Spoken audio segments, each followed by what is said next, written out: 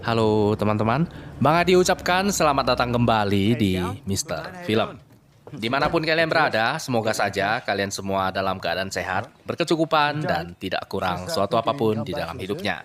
Kita kembali ngelanjutin kisah Mister In Between episode ketiga dan 4. Sekilas balik di episode sebelumnya, Ray dan Gary dirampok dan dikebukin habis-habisan. Sama sekumpulan kampret yang kagak tahu kalau si Ray ini adalah seorang pembunuh bayaran yang sangat mengerikan. Alhasil, satu persatu dari para kampret itu tewas dengan sangat mengenaskan di tangan sang malaikat pencabut nyawa. Buat teman-teman yang belum ngikutin cerita season pertama dan kedua, selesai nontonin video ini, silakan saja dikepo-kepoin video dari part-part sebelumnya. Film ini dijamin recommended banget buat kalian yang suka dengan film bergenre dunia kriminal ataupun bertema pembunuh bayaran. Sebelum videonya kita mulai, Mr. Film kembali mengingatkan kepada kalian semua, kalau ini adalah sebuah konten spoiler. Mari kita masuk ke dalam alur cerita filmnya.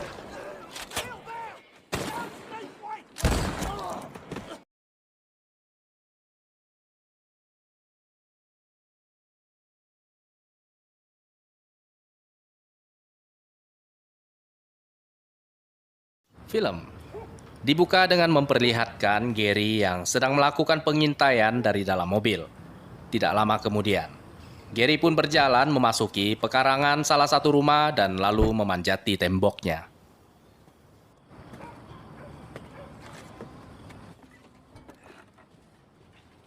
Dia melihat istrinya sedang bercumbu mesra dengan seorang perempuan yang tidak dia kenal.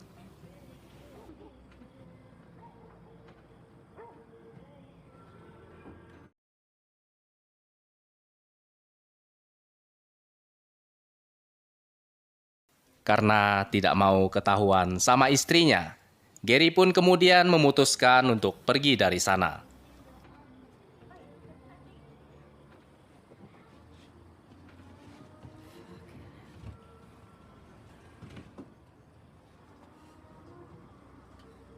Ternyata Gary takut dengan ketinggian.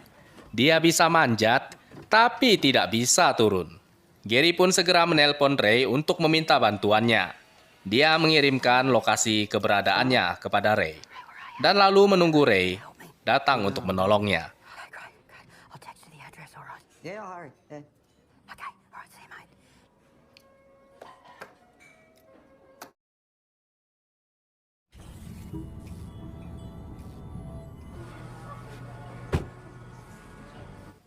Tidak lama kemudian, Ray pun tiba di lokasi yang Gary bagikan.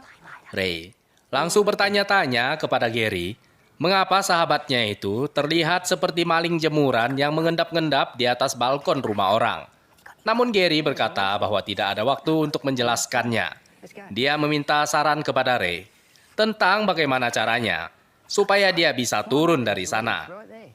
Ray pun kemudian menyuruh Gary untuk memberanikan dirinya dan turun melalui sekat-sekat tembok yang ada pada tiang balkon rumah itu. No, just climb over. There's a ledge right there. Namun, tiba-tiba saja pemilik rumah keluar dan memukuli Gary dengan sapu. Gary pun langsung terjatuh dan mendarat di atas tubuhnya si Ray.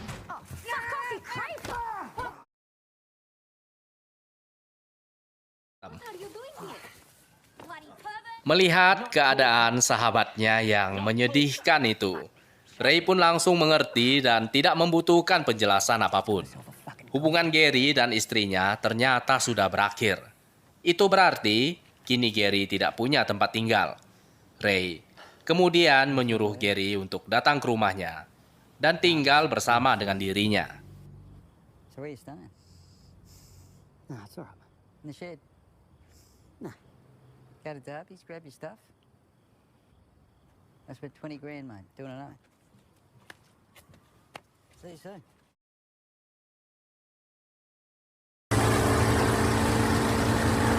Pada keesokan harinya, Freddy mengajak Ray bertemu di sebuah kapal pesiar. Mereka berdua akan menemui Rafael, orang yang memberi Ray pekerjaan ketika kemarin dia masuk penjara. How you going? Pull up a kid. Thanks.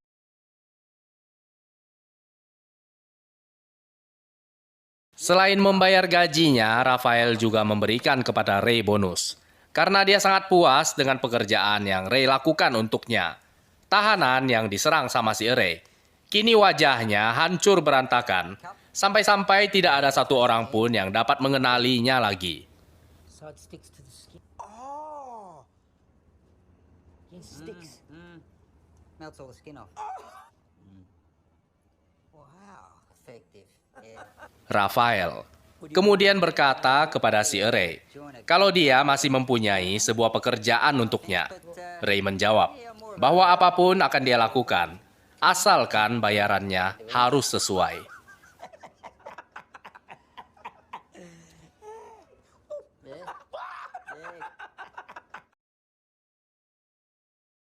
Sepulangnya dari sana, Ray pun pergi menjemput putrinya.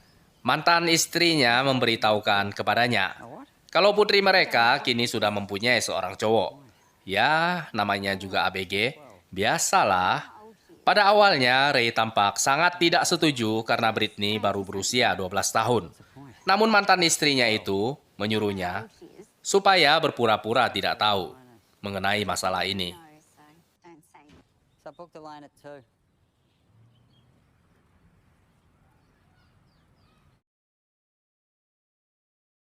Pada malam harinya, Britney bertanya kepada ayahnya, mengapa Gary kini tinggal bersama di rumah mereka.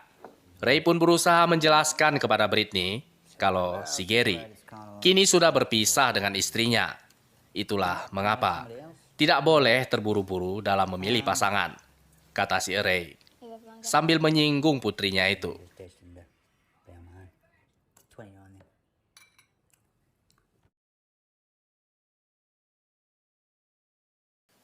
Pada suatu ketika, Ray melihat Ellie berjalan keluar dari sebuah toko. Mantan pujaan hatinya itu ternyata kini sudah tengah mengandung. Meskipun hatinya sangat galau, namun Bang Jago berusaha untuk tetap tersenyum. Mereka berdua kemudian saling menanyakan kabar.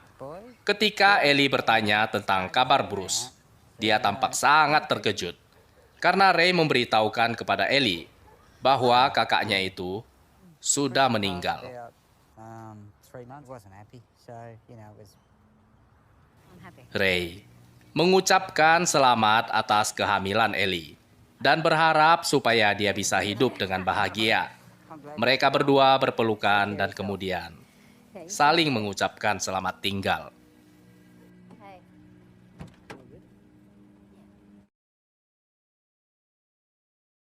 Setibanya di rumah, jantung Ray hampir saja copot. Seekor kampret sedang duduk di sofanya. Kakinya itu naik ke atas meja.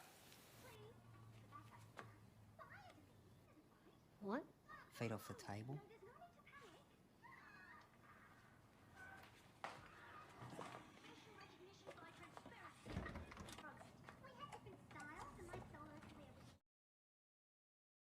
Pada malam hari itu, Ray mendapatkan sebuah telepon dari kantor polisi yang memintanya supaya datang untuk menjemput ayahnya.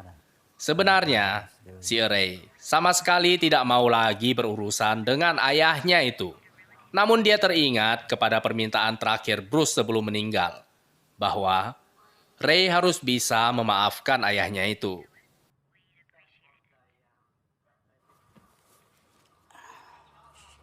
Setibanya di sana, Ray melihat manusia yang paling dia benci seumur hidupnya itu kini sudah tua dan linglung. Ray kemudian membawa ayahnya pulang. Ketika Gary melihat ayah Ray, dia langsung mengerti tentang keadaan yang tengah menimpanya. Gary menasehati Ray supaya dapat memaafkan dan menampung ayahnya itu. Pria yang sangat dibenci oleh Ray itu kini bukanlah seorang pria yang sama lagi. Namun Ray menjelaskan kepada Gary bahwa bukanlah itu permasalahannya.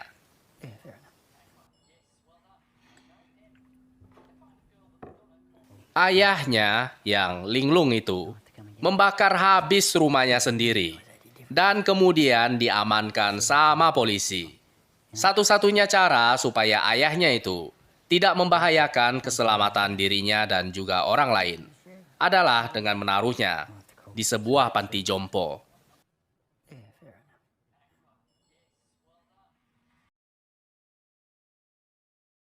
Di tengah malam, Ray terbangun karena mendengar suara aneh di dalam rumahnya. Dia pun segera mengambil pistolnya dan mencari-cari sumber suara itu.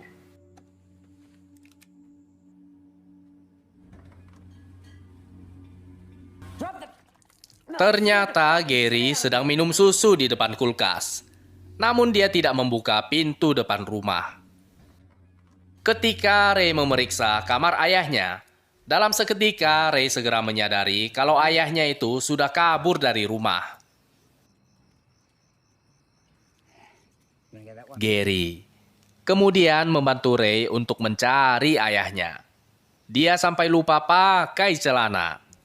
Wah, sungguh teman sejati.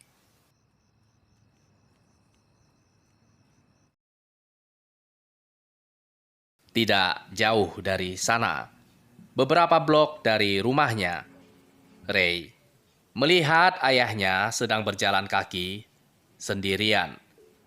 Telanjang bulat dan titiknya bergelantungan. Ray segera berlari menghampiri ayahnya. Dia melepaskan baju kemejanya dan menggunakannya untuk membungkus titik ayahnya. Rasa sedih, marah, dan haru pun langsung berkecamuk di dalam dadanya. Namun setidaknya, kini Ray sudah bisa memaafkan ayahnya itu. Ray kemudian mengajak ayahnya pulang bersama-sama.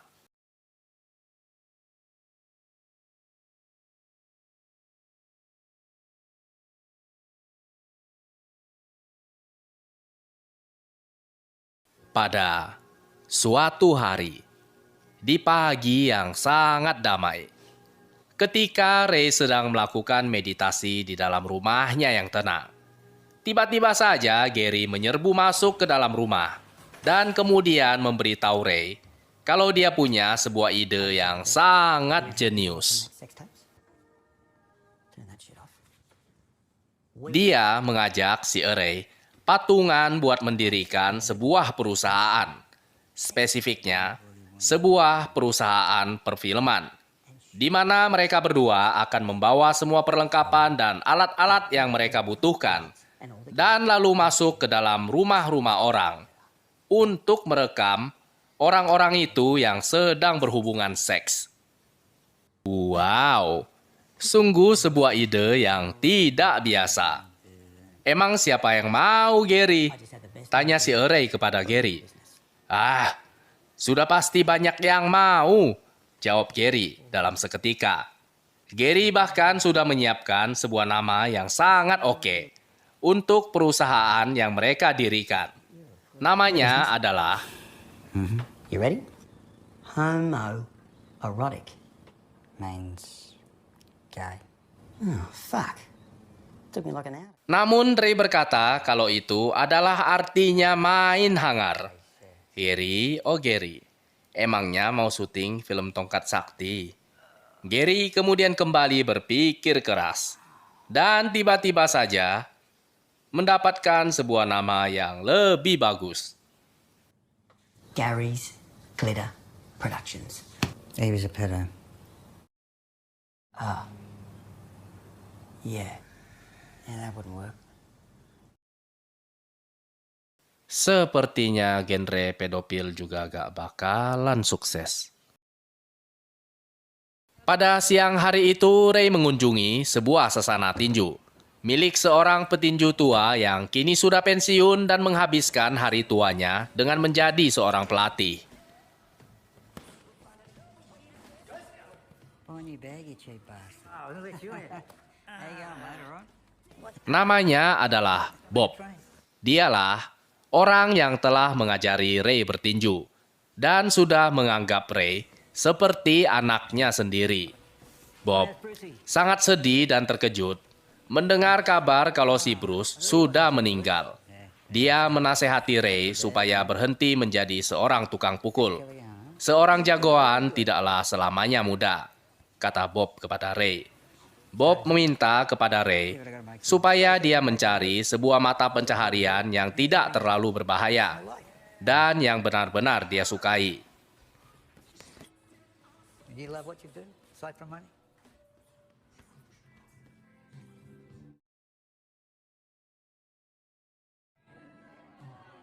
Pada malam harinya, Ray benar-benar merenungkan nasihat yang sudah diberikan Bob untuknya.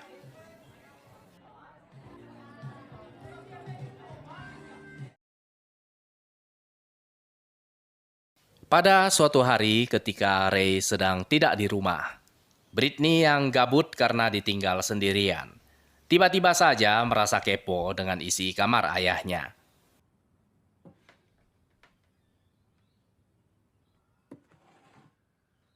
Ketika dia sedang membongkar isi laci meja tidur ayahnya, tiba-tiba saja kakinya menyenggol sebuah laci rahasia.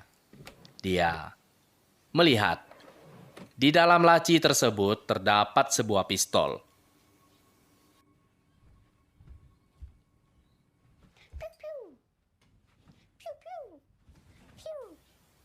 Namun, tanpa sengaja, Britney membuka safety yang terdapat pada samping laras pistol. Kemudian,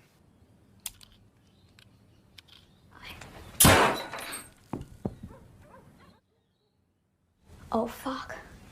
pistolnya meletup dan pelurunya langsung melubangi tembok.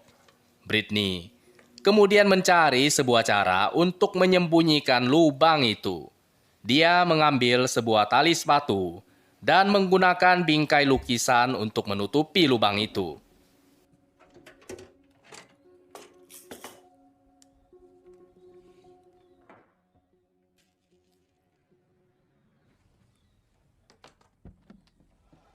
Ketika Ray masuk ke dalam rumah, dia langsung menyadari ada sesuatu yang salah.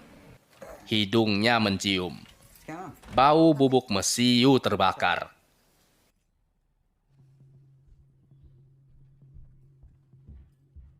Ray pun segera bergegas memeriksa pistolnya. Dan benar saja, jumlah peluru di dalam magasinnya berkurang. Ray kemudian menyuruh Britney masuk ke dalam rumah.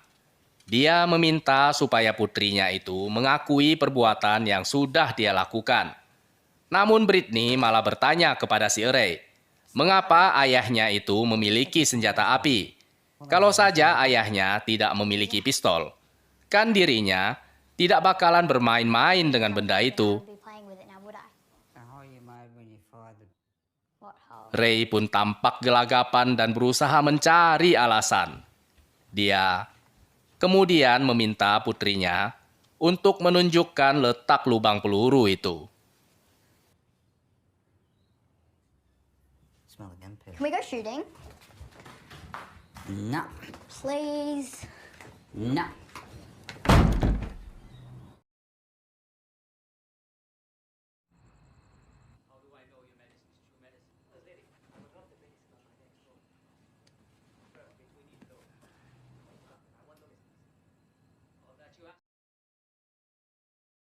Superman, right?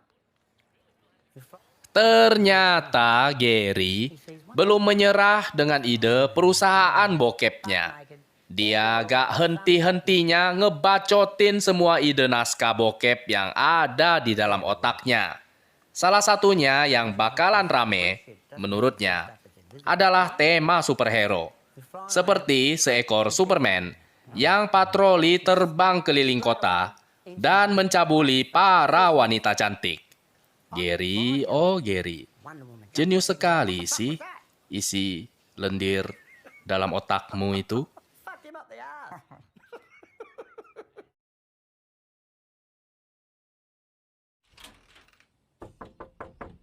Gary juga meminta bantuan Ray untuk mengambil sesuatu yang ketinggalan di rumah mantan istrinya. Harta bendanya yang sangat berharga itu, dia sembunyikan di dalam sebuah lemari yang ada di basement. Benda itu terbungkus oleh sebuah kantong hitam.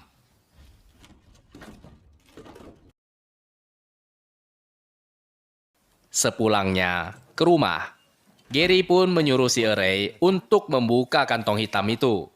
Ternyata isinya adalah sebuah silikon untuk masturbasi. Sebuah alat coli berbentuk kaki.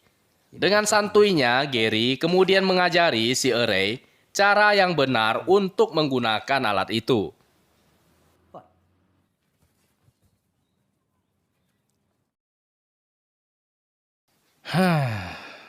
Gary, oh Gary.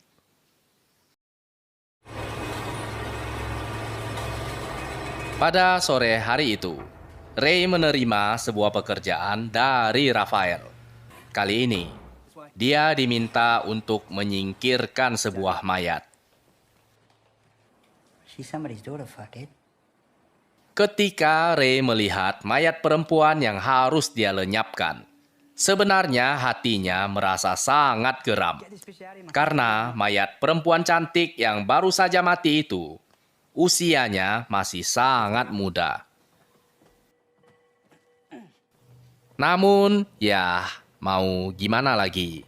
Ini sudah menjadi salah satu resiko pekerjaan yang harus dia terima dalam mencari nafkah sebagai seorang pembunuh bayaran. Setelah Ray memasukkan mayat itu ke dalam bagasi mobilnya, dia kemudian menelpon Raphael dan bertanya kepadanya bagaimana maunya dia mengenai prosedur dan cara melenyapkan mayat itu. Raphael menyuruh si Ray membawa mayat itu ke sebuah peternakan, memutilasinya, dan menjadikannya makanan babi.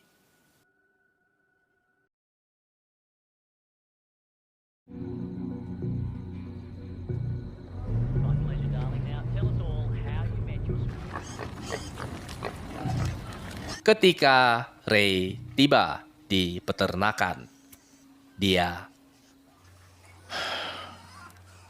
ngudut dulu sebatang.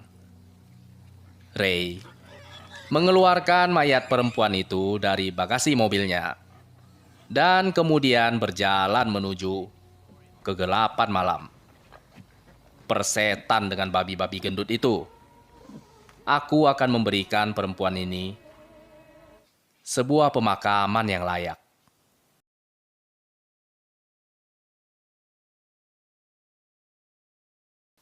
Tidak semua bajingan itu adalah seorang manusia yang tidak bermoral. Terima kasih banyak buat teman-teman Mr. Film, kalian yang sudah nonton sampai habis. Sampai berjumpa di episode selanjutnya.